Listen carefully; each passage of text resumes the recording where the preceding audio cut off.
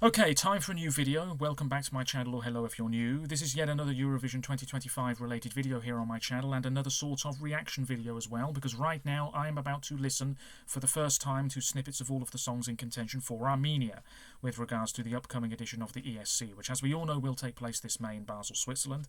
As always, you're welcome to let me know your thoughts on anything I discuss in today's video by leaving a comment down below, and as always there are links in the description to my other social media pages. Check them out if you so wish.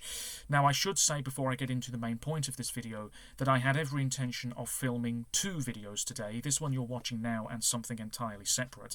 I don't think I'm going to film that other video now because I don't really see the point.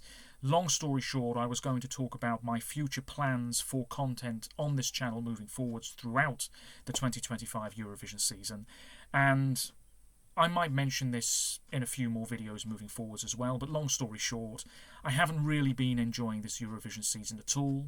There are so few songs that I'm really listening to a lot. There are so few songs that I'm really enjoying. I have been tremendously disappointed with the quality on offer from the national finals, and many of my favourites haven't fared very well at all, and that obviously dilutes your enjoyment somewhat. I'm sure I'm not the only one who feels that way when your favourites suffer or are knocked out early, or you think the quality that we're getting from certain countries is really lacklustre. It does dilute your enjoyment somewhat. I'm looking at the lineup for this year's contest, the songs that are confirmed to take part in Basel so far, and yeah, it's not bad, but I don't know, my enjoyment just hasn't been terribly high.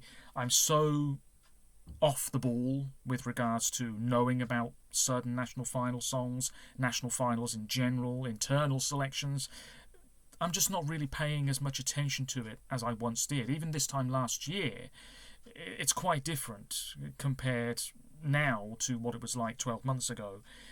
Yeah, I'm just not really vibing with a whole lot at all, and my motivation to film has suffered as a result. So moving forwards, nothing much is really going to change for you, but for me, I think that I'm probably going to be taking even more of a step back from Eurovision related matters, and we'll see what happens moving forwards. But for now, Armenia. I'm already rambling big time. Let's see if Armenia can deliver the goods. They're having a national final for the first time in many years. Depi Evratesil 2025 is coming up shortly on February the 16th. The songs were going to be revealed on the night of the national final, but they are out now. The competition is going to take place in Yerevan. There's a whole bunch of people involved. We've known the lineup for a while, but the song titles and the songwriters were only announced today. The lineup is as follows: Alt Sight with Dare to Dream, Anahit Adamyan, who you might recognise from being part of a double act at Junior Eurovision 9 years ago. Her song is called Tiny Little Boo. We have Anahit Hakobian and Gasoya with Wild. That might be one to keep an eye out for. Arsen Grigorian featuring Kamil. So Arsen has been involved in the Armenian selection previously with Puerto Rico, and his drag persona is Kamil, and that song is called Will You Marry Me? I'm expecting it to be a bit of a mess, but we'll wait and see. Athena Manukian is back with Da Queen Nation. Not sure I'm loving the sound of that already, but she's probably going to be a hot favourite here. Of course, she would have represented Armenia in 2020 had the contest actually gone ahead. We have Flora Bichakian with Prayer, Gevorg Haratyunyan with Hey Man, Mels with Losing, Milena Mirijanyan with Romantic Net, Pag with Survivor, and would you take a look, Thomas Gerson has somehow managed to get involved with that damn track. Keep him away from any country that isn't Sweden, for Christ's sake. Sevagir with Falling, and Simon with A Papare Bye. Some very odd song titles there, to say the least. I am expecting Athena with Da Queen Nation to do very well. Anahit, I'm sure, is probably going to do quite well. Pag might well do very well indeed. Looking at that songwriting team and the fact that Thomas Gerson's involved, it is probably going to sound like something out of Melfest, but that's me. That's me judging things way too quickly. Let me know what you think of this lineup, of course.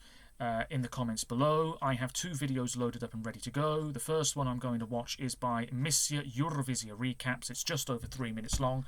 What I'm watching won't be in the bottom corner of the video you're watching, but that's the way it usually is. Let's see if Armenia are delivering the goods. Here we go. Alt site.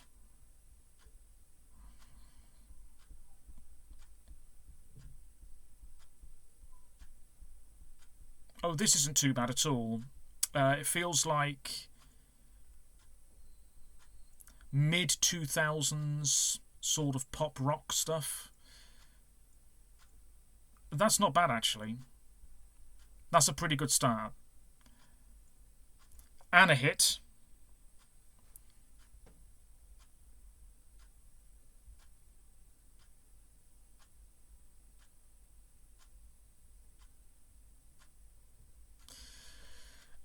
Feels a bit like Dua Lipa almost.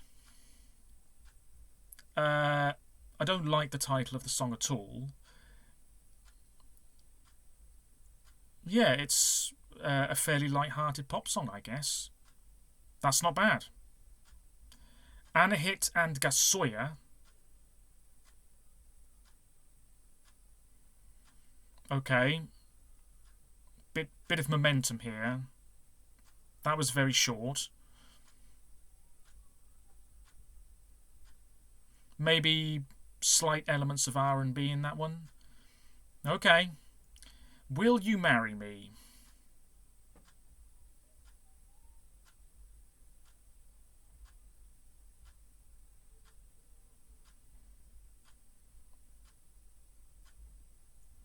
Okay. Feels as though it's going to be a cheeky sort of number, if you see what I mean. But okay. Next up is The Queen Nation.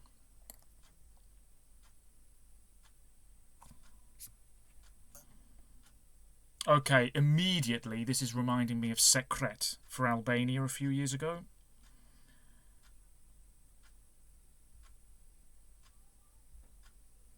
Oh, Eurovision fans are going to love this. It's got this about to slay. Okay, maybe this song isn't going to be the most exceptional lyrically. I'm already sensing that. She looks great in this picture, and we know that she's a pretty good performer. Yeah, okay. Oh, yeah. Oh, yeah. All I would say about this straight away is whatever the presentation's going to be, let's not make it a complete hot mess. That's all I'm going to say. I mean, look at what Malta are sending. You know, you don't want 2 songs in the final potentially cancelling each other out. Because this is reminding me a tiny bit of Malta's track, in all honesty. Okay, okay. Flora.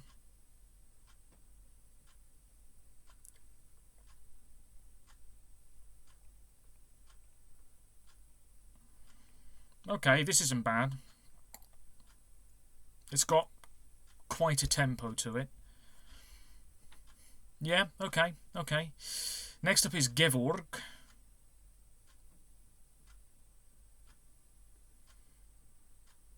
Oh, this is different.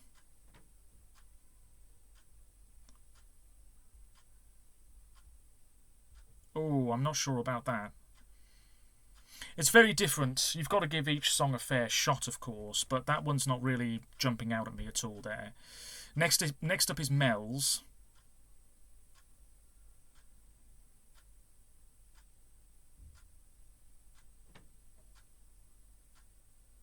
Okay, yeah. I guess hip-hop type stuff. Not really my cup of tea. Milena. Oh, here we go. Many national finals have at least one song like this. A sort of slightly diva-ish, sassy number. I always think of Latvia 2018 for this. Croatia 2018 as well. This is fine, but we have heard so many things like this in the past. Next is Parg. Oh, hello.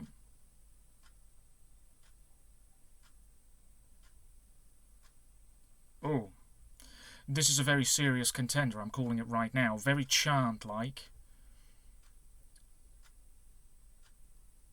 I mean, with Thomas Gierson's involvement, I am always immediately thinking, is this a rejected Melfest track? I don't think it is, looking at everybody else involved, but you never know.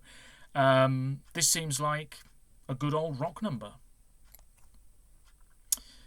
Sevagir. Indie rock.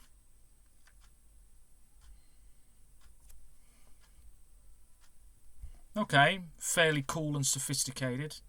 Not sure it's super competitive though. And next up is Simon.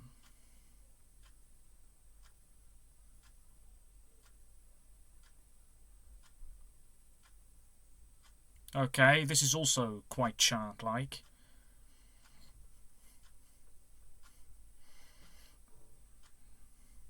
And also seems quite repetitive. Well, okay. This is not a bad batch of songs whatsoever. Do I think The Queen Nation is the strongest song there? I suppose I do. But this is based on very short snippets. I will listen to the songs in full at some point. Anahit Adamyan has got to be in with a good shot. I would not rule out Anahit Hakobian and Gasoya. I would also say that Parg with Survivor has to be in with a very serious shot of winning. Why on earth you need that many people writing a song, I don't know.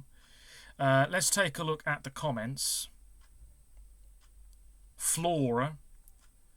Okay, we all know who's going to win here, don't we? Parg or Wild? Athena. Definitely Athena. Yeah, somebody's mentioned here, you could have Athena, Miriana Conte and Erika Wittmann. They might all cancel each other out, you never know. I'm not really a big fan of sort of spoken word stuff in music in general. That's what we've got going on here in The Queen Nation. You know, the sort of moody vocals. Yeah. Okay, there is potential. I can see the potential. Let me now check out, say, Eurovision's top 12. So they've got Sevagir last. Fair enough. Alt Site, I didn't mind that one at all. That's probably going to end up being one of my favourites. This Will You Marry Me, I don't think that's strong enough. Hey Man, that ain't strong enough. Prayer probably is strong enough, but it's not the best one here based on these snippets, I would say. Mel's, that's not strong enough. Milena, that's not strong enough. Simon, that might do very well, but I don't think it should be the winner. Anahit and Gasoya, yeah, maybe. This song here, Survivor, yeah, it feels quite polished. Anahit, yeah, that wouldn't be bad at all. And then The Queen Nation, number 1. Looking at the comments, pretty much the same deal as on the previous video, to be honest. So there we go. A very messy video from me once again. But that is what Armenia are bringing to the table. What are your thoughts on the Depi Evratesil 2025 lineup? It all gets going in a few days' time. Of course, we've got Sanremo coming up as well. Now, there's a selection where we don't have to worry about the quality being poor, because it never is. So I have to admit, looking forward to Sanremo. But as I said at the start of this video, my enjoyment of Eurovision so far this season hasn't been terribly high. So I will, away from YouTube, definitely be taking more of a step back away from the competition. And I think it might do me the world of good. Anyway, let me know what you think. I'll be back with more Eurovision 2025 related content fairly soon. Until then, take care of yourselves, and I'll see you again soon. Bye for now. Oh, stay safe. Bye for now.